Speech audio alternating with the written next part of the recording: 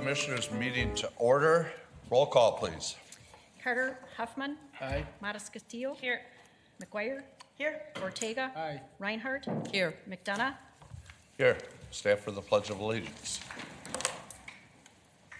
I pledge allegiance to the flag of the United States of America and to the republic for which it stands, one nation, under God, indivisible, with liberty and justice for all. Good morning. Good morning. Good morning. Our first item here is to approve the agenda for January 22nd, please. Second? Yeah, motion is second. Roll call. Reinhardt. Aye. Carter. Yes. Huffman. Aye. Mattis Castillo. McGuire. Aye. Ortega. Aye. McDonough. Aye. Our next item is to approve the minutes from January 15th. So moved. Second? We have a motion and second. Any corrections? Roll call. Reinhardt. Aye. Carter. Yes. Huffman. Aye. Mattis Castillo. Aye. McGuire. Aye. Ortega. Aye. McDonough. Aye. All right. Commissioner Reinhardt, you'll have the administrative items, but item number 6, the preliminary development agreement with AECom for Ramsey County Riverfront properties, we're going to pull that, and we're going to have a couple slides just to kind of Okay. talk about that before we deal. actually take the vote. So, Commissioner Reinhardt, administrative items. Yes, thank you, Mr. Chair. I will move item 5, item 7, item 8, item 9, item 10, item 11, item 12, item 13. Second? All right. We have a motion and a second. Roll call. Reinhardt. Aye. Carter. Yes. Huffman. Aye. Mattis Castillo. Aye. McGuire. Aye. Ortega. Aye. McDonough. Aye. Item number 6 is from Economic Growth and Community Investment Service Team. It's the preliminary development agreement with AECom for Ramsey County Riverfront properties. Right? Thank you, Mr. Chair and members. It's an exciting day that follows up on a workshop we had prior to the new year starting, in which we had a discussion about AECom becoming the preferred vendor for the Riverfront Development Project. Today, we have Brian Dusick here to talk a bit about that project, the vision again at a high level before any action taken today. Welcome. Thank you, Commissioners. Good morning. Good morning. So, yes, just a very high level on the development agreement here. So, we've negotiated basically the steps that we're taking in our due diligence for the 6-month period here, and what the milestones we plan to achieve in that period of time, encompassing everything from financial due diligence to market feasibility analysis to the entitlement work with the air rights for the rail, for the air rights over Shepherd Road, and starting the process of the zoning and planning improvements with the City of St. Paul. Very good. Okay. And Mr. Chair, there were a number of informational pieces in your packet today in case you wanted specific detail on it. That's also a part of the packet to the public online. And so while we're not going to walk through all those individual steps here, just wanted to make sure that information is there for those who might want it. Excellent. Commissioner Reinhardt. Can I assume that the work that was done in the past for air rights and some of that is available to these folks? Mr. Chair. We actually had an agreement where we got that far before. So I just want to make sure that they don't have to reinvent the wheel if there's some information there that they can use. I don't know if there is. Sure. If I could take that one step further, too, in terms of the opportunity that lies ahead. So we formed a staff working group with the City of St. Paul to work through a series of issues that are likely to come up through the process, some of which we talked about in the workshop, air rights being one of them, but probably not the most challenging, quite frankly. And so that working group has now been fully outlined into who's working on it. We begin the meeting process now, and hopefully some of those items, like air rights, can be quickly ticked off the list. Commissioner Huffman. First of all, thanks for being here today, and I know we're a long way from putting shovels in the ground, but this is a great day, and we should be really excited that we're at this point. And thank staff and thank AECom for being here. And I know when the first meeting we had, when there's several articles in the newspapers, lots of great conversation, lots of great excitement, and so a great day, and thanks for your partner here. Okay. Commissioner Ortega. Mr. Chair, I just want to affirm that because of our past history, that we are going to have a check-in every couple of months in terms of the progress and not just wait till the end of 6 months. That is correct, and in the exhibits in the agreement that is outlined of when those checkpoints are. Thank you, Brian. All right. So moved. Second. Motion and a second. Thank you for being here today, and look forward to those updates. And 6 months from now, I hope that smile is even bigger. Thank you very much. We're thrilled to be here as well. Thank you. Mr. Chair, Commissioner Ortega. 6 months from now, I hope our smile. Thank you. All right, we have a motion and a second. Any other questions? Yeah, right. Roll call. Reinhardt. Aye. Carter. Yes? Huffman. Aye. Modis Castillo. Aye. McGuire. Aye. Ortega. Aye. McDonough. Aye. All right, policy item, we have one cleanup here from our appointments from our organizational meeting amendment to the appointments for outside boards and committees for 2019. We have a motion So moved. and a second. Any questions? Roll call. Reinhardt. Aye. Carter. Yes? Huffman. Aye. Modis Castillo. Aye. McGuire. Aye. Ortega. Aye. McDonough. All right. Commissioner McGuire, already up at the Capitol, working hard for us today. Any updates on the legislative process? Yes. I was up there this morning at 8 o'clock at the Capital Investment Committee. Mary Murphy, Chair Murphy, was kind enough to put me first on the agenda, and right at 8 o'clock, she practically gavelled. There was actually a significant number of committee members there. They weren't all quite there yet, but we were testifying on the importance of bonding projects, capital investment and infrastructure. And so we were asked to come in and talk about actually historically the kinds of work that bonding has helped counties with. So I talked about the transit projects that we had with the Green Line and the depot, and how that was helping us with the new lines with Riverview and Rush Line and the Gold Line. And I also talked about, the work that they'd helped us with at Landmark and the work up at Rice Creek Commons, up at TCAP, and the 694 on Rice Street, just some of the great work that the state and Ramsey County have partnered with in these great economic development projects. I also mentioned starting out by saying that it wasn't a Ramsey County project, it was a Roseville project, but I carried the Roseville Speed Skating Oval, and they funded that as a recreational opportunity for many of our young athletes, and I segued into our need for continued recreational funding for our Battle Creek. So we were able to mention that, and we're hoping that the person that's going to carry that through, Representative Leon Lilly, was there also, and so he was. We're all hoping for some positive action on our winter recreation area. So that was good. This is week 3 already. Oh, wow, at the legislature, and they're continuing to do overviews, and they're going to be doing a few hot topic bills this year. One is the hands-free cell phone usage while driving. Opioids hearing is going to be on Friday, and they're going to focus on the impacts of the Native American community. So that's actually a hearing, I think, not at the Capitol, but that will be in outstate Minnesota. So we know that a number of us are down at the Capitol a lot doing work, and just it's always great to let Jennifer know. Jennifer or Claudia know that you're down there, just in case they have any extra information or if they want to help you out. So it's great to keep them posted, and I know that some of us are already going to be down at the Capitol this week as well. Also, just about AMC, they've been doing some survey work about how the federal shutdown is affecting counties, and so that we'll be in touch with our legislators and with our congressional delegation, our U.S. senators and Congresswoman McCollum, about how the shutdown might be affecting us.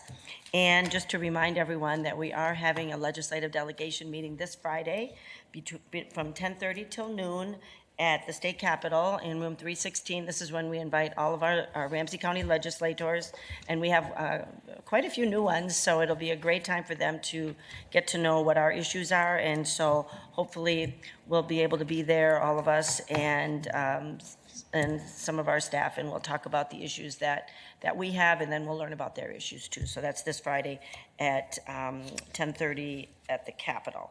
And then also just to let people know that there is a welcome back legislators. It's a welcome to St. Paul meeting that actually the St. Paul delegation is sponsoring tonight, but we all should have received invitations to that.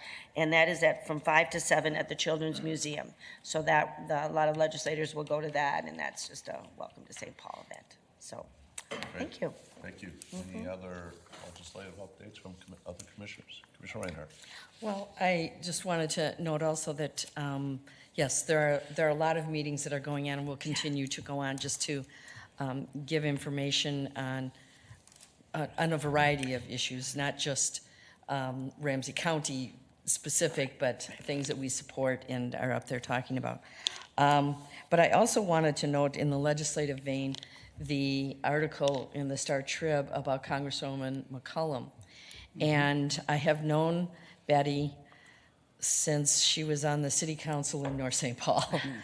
And I think that the recognition of how hard she works to just get things done and is not trying to be in the spotlight, just working so hard for the constituents here is something that is really important for us to know. We are very lucky to have her as our Congresswoman.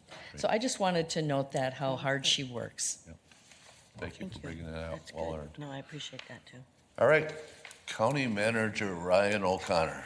Thank you, Mr. Chair, members. Did it. If you I've been weren't watching the practicing last that few all weeks, night, all day. Can I just say, if you're watching for the first time in a while, everyone's wondering why you're all laughing at that, but we'll let that go. Just one connection update today. In the November-December edition of the Journal of Emergency Dispatch, so a national publication, there was a great story about Ramsey County specifically in there, and I wanted to bring this up. It's a past story of an event that happened here, and I don't know if we had a chance to ever call it out or not, so if I'm repeating myself, that's okay. Sometimes good news should be called out. Ken Hubin is a emergency management dispatcher over in our 911 call center, and this story deals with a call that worked with two women whom were partners, Stephanie Fay and Nancy Arsvold. And what happened was Fay unlocked the front door, called 911 when she saw that Arsvold was on the floor, lying face down, wasn't breathing, appeared to be gasping for air. And so, scary story. Obviously, you walk into your home, you see your spouse on the ground, not breathing, non-responsive, and the first call is obviously to our call center. And it really started all there. And the knowledge of CPR that we were able to deliver over the phone, that Ken was able to share, saved Nancy's life through that process. And Kay was able to provide CPR for long enough, for up to 10 minutes, to keep the situation as stable as possible until EMTs could arrive. A couple quotes at the end of the article that are just worth noting. Ken's coaching helped me to be more effective and give better CPR, no doubt about that, said Faye, who had earlier been certified in CPR, but it had been a long time, and in that moment, someone on the other end is what mattered. Hubin has since been promoted to the medical fire dispatch circle in our consolidated center, so we obviously have the two different circles that work on different types of calls. He is grateful to the couple for making the effort to then come and meet him, and grateful for other EMS and medical professionals involved in the response and recovery. Said Ken, we rarely hear about these outcomes, and this is a very good one. It's been a real positive experience for all of us. So it's a great article. I'll send it around to all of you, but just a shout out to everyone in our 911 call center. It's that work that happens behind the scenes every day that we don't always think about until we need the call on the other end of the line. So shout out to the entire safety and justice team and everyone on the front lines. Good. Thank you. Commissioner Reinhardt, outside board and committee reports. I guess, well, the one thing that we talked about that we were going to go to, we did go to, was the the Roseville, Maplewood, I'm not sure what other communities it covers. Anyhow, League of Women Voters, the conversation with constituents. And as always, it was well attended, and we had a lot of discussion about things, including the development at TCAP and what we're trying to do as far as homelessness and affordable housing. I mean, it is quite the event that you go to, and I'm sure I know others have also been to this type of event where it's, you get 20 minutes and you jam as much into it as you possibly can. so others may want to speak to it as well. The only other thing that I wanted to comment on, and I should have done it during the legislative thing, is I thought it was really interesting that what they wanted to know for this morning's meeting was the capital projects that had been done in our community. And we have a number of them that we have partnered with the state on. Not always successful, but you know, we have partnered and we keep plugging away. We don't give up. And hopefully we'll get our winter recreation this year. But from 2000, we had that list. And Commissioner McGuire was commenting that we didn't have a lot prior to that. And I said, if you look at it, that's because of the fact that we were a new board. And it has continued to evolve. The activity and really working in partnership with the state has really picked up since the late 1990s and especially in the 2000s. And I think that's a credit to this board. Because at first it was like, well, why not? And I was like, well, I know why not. Because there wasn't really a partnership before that. Not to the extent, not even close to the extent that it is now. So I just wanted to give this board, at each point as each of us came in, the credit for that. Great, thank you. Commissioner Huffman. Thank you, Chair. I'm going to actually piggyback right on what Commissioner Reinhardt had just said. In our consent agenda, for those that are not looking at our consent agenda, 3 items today, to your point, Commissioner McGuire, were related to Rice Street and 694, where we as a county are acquiring some land as part of our broader partnership with the state and that important build that's coming soon. And so I wanted to call that out as a really good example of your point. And then, of course, as Commissioner Reinhardt said, the League of Women Voters, it's always fun. The questions come from all over, from gun issues to homeless issues to, I mean, you name it, they asked about it, and fun conversation. So that's it. Thank you, Chair. Thank you. Commissioner Ortega. Commissioner McGuire. Thank you, Mr. Chair. Also, I just love the League of Women Voters, but I really love about it is that I get to sit with 3 of my colleagues, at least, sometimes 4 of my colleagues, and we get to talk about issues together with a group of residents, and it's just great to hear my colleagues talk with such great, enthusiasm and knowledge of the issues. So I just want to give a shout out to all of you for being there and making it a great evening. Also, I had a meeting of the Transportation Advisory Board. I'm excited to say that I was reelected to another term on the executive board of the TAB. And also, just a couple things that we did at TAB this last time was we extended the program year for Maryland Street, and that was at our request. So the TAB granted that, seeing that we wanted to do more public engagement.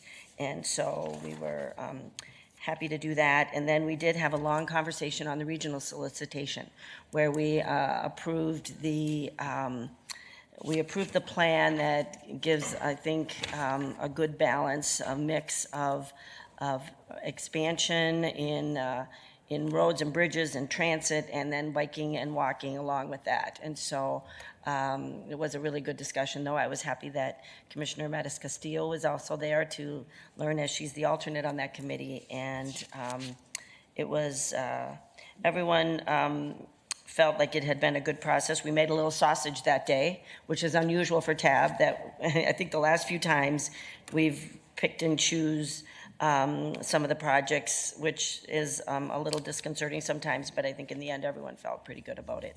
So I'm happy about that. Then we had a library board meeting, and I just want to give a shout out to 3 of our employees who have put in a significant amount of time. Heidi Holland, Bernice Curie, and Bill Michael had over 100 years of experience given to Ramsey County. I mean, it's remarkable that together they have been working in our libraries. I think Bill said at one point he's worked in every version of every library that we've had since he started. Since he started a long time ago, or since he started, he's worked in the different versions of the libraries. So, anyway, it was a great meeting, and we welcomed our new board member, Gwen Willems, to the board. So that was great. Then we had a MELSA Board of Trustees, so moving on with the library theme, and I'm in the rotation to be the treasurer on MELSA Board, so that's good. And it was a great, my first meeting of MELSA, which is the Library Association. It's the Metropolitan Eastern Library Association. And we also got our legislative update, so all these groups are, getting their legislative packages ready. And then we had our AMC Board of Directors meeting was on Friday, and it was a great day-long meeting. We're also talking about, spent some time discussing issues. And, as the lobbyists as the government relations staff for AMC is down at the Capitol, they're needing to get direction from the board. And so it's it's just interesting how we come together as a totally statewide board, that we come together on the issues of opioids and how we are going to fund the opioid crisis. And we may not reach a total agreement, but we did reach consensus on that, and it was great to see that organization continues to bring people together in that way. And in that light, I want to just say that this week is Wednesday and Thursday and Friday actually is County Government 101. So I think Trista's going to talk about it too, but it's a great time when all county commissioners are invited, but especially the new ones are come together and learn about what county government is all about. So it's a great, it'll be a great 3 days of learning about county government. And with that, I also want to say, Mr. Chair, I could have given this in the legislative report. Saturday was the funeral for Tom Rukavina, and it was a great event and a lot of great recognition and memories of Tom. So just want to acknowledge that. Thank you. And then real quick, the other item that happened at the AMC board meeting, you got to speak for the first time on your campaign to become second vice president of AMC. That's right. We're all excited about that and supportive. And Thank you. Yes. thanks for putting yourself out there for that leadership role. Thank you, Mr. Chair, and I hope you talk about you putting yourself out there for NAICM president. We're all very excited. Yes. Commissioner Carter. With everybody putting themselves out Out there, right. We are on task. Boldly courageous. We are on task for helping work with our state and federal partners. Yeah. So a few things have happened of note since we last met, one of which is I spent a day with the Greater Metropolitan Workforce Council interviewing for directorship of that council and of the work that we're doing across the metropolitan area to align employment and economic development and to also plug gaps and ensure that we are able to achieve equity in employment. That is on its way, so within a short period of time, we should be introducing to you a director of that work. As we've noted in the past, the office will be located at the Center for Economic Inclusion, which is in the old Eco Lab, now the Osborne 370 building, right down the street from us. And so we should be able to observe far more action to accomplish those ends. I also had the opportunity to attend, along with Kathy Heaton from our public health department, a health equity conference in Atlanta sponsored by the Morehouse Satcher School for Public Health Leadership. Kathy, I should mention, along with having attended a year and a half ago a conference at Morehouse and been able to bring back some support from them, has been working with community organizations in order to align some health equity work. And we should all just be extremely glad for the work that they are doing. It's begun in small part now with some certain projects aligned with the work that we have been doing, but now with the Morehouse School, and hopefully we'll continue in partnership. I had attended last year along with Kathy as well, and Ramsey County was recognized for the work that it is doing for health equity. So congratulations to all of us. Along with the recognition, of course, comes the recognition that there are huge gaps in health equity here in our state, and that we are working to align our work to ensure that we conquer those. I also was a part of the celebration yesterday for the Reverend Dr. Martin Luther King holiday. It was wonderful the entire day. I started out the day along with Commissioner Mattis Castillo at Boys Totem Town, and there was a wonderful celebration there, a breakfast with the boys. They were able to tune in to the program that was going on at the convention center in Minneapolis. So they were able to hear Don Lemon and the address that he gave, which was quite inspirational. After that, and Trista was able to stay at Boys Totem Town, so can talk more about that. After that, I went to the detention center. There was also a breakfast there, and community members were there sharing with the young men. Actually, my church choir happened to be there also performing and just inspiring those young men. There was quite an interaction there. And finally was at the Ordway. And the state program, the governor's program, was held at the Ordway. The guest speaker was Mae Jemison. She was the first African-American female astronaut. And talk about inspiring, she was indeed.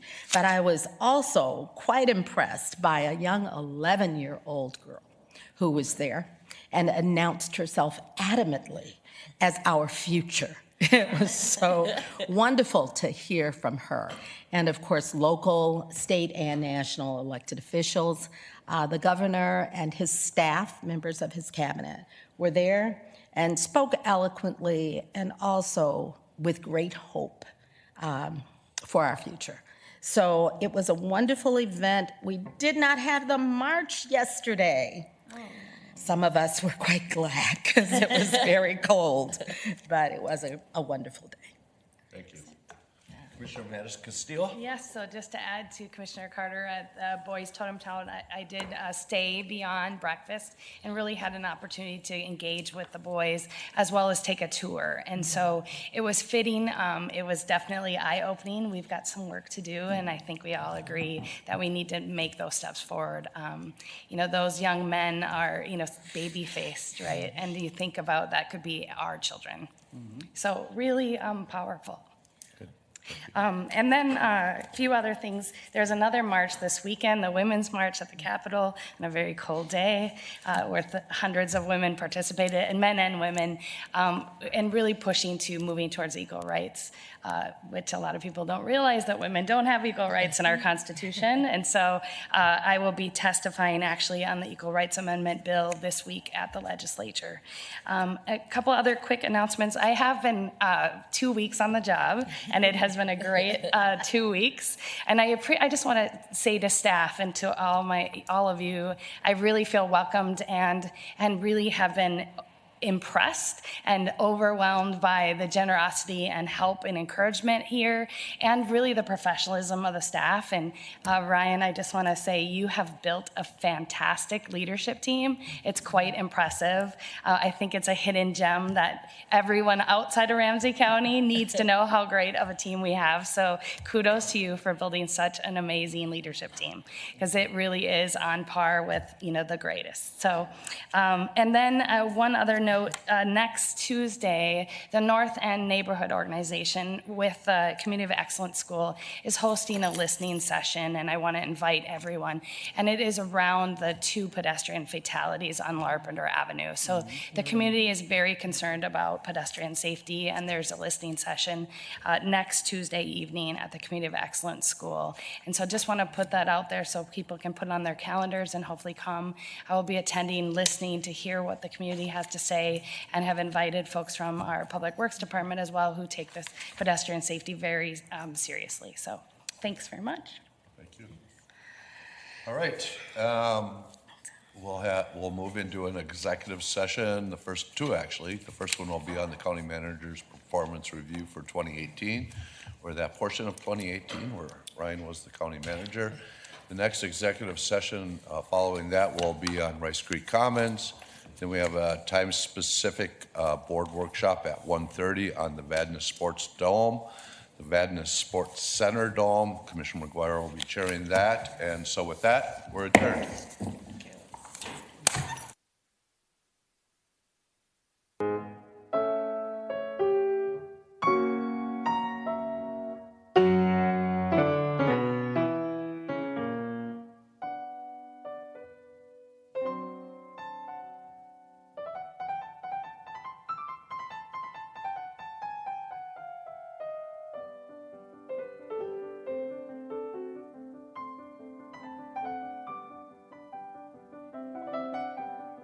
Absolutely.